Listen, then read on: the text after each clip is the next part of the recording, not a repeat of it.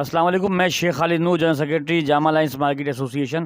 بہت شکریہ آپ کا بزنس ورلڈ نیوز کا، جو انہوں نے اس چیز پہ آواز اٹھائی۔ آپ تمام سے گزارش ہے کہ جتنے بھی اب الیکشن ہونے جا رہے ہیں، جتنے بھی آپ کے یہاں منتخب ہونے کے لیے M P M N As آئیں، ان سے بھی گزارش کریے گا، اور ہم بھی مطالبہ کرتے ہیں، ایز اے تاجر برادری مطالبہ کرتے ہیں کہ تمام مساجد کے جتنے بھی بل ہیں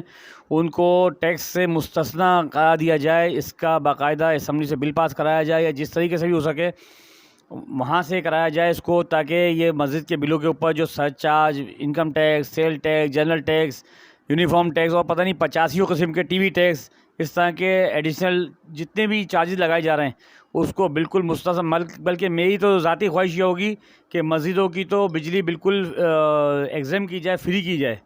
مسجدوں میں جتنی بجلی استعمال کی جائے وہ فری کی جائے، اگر فری نہیں کر سکتے تو کم سے کم ٹیکس ایگزیم کیا جائے۔ بہت شکریہ، تھینک یو۔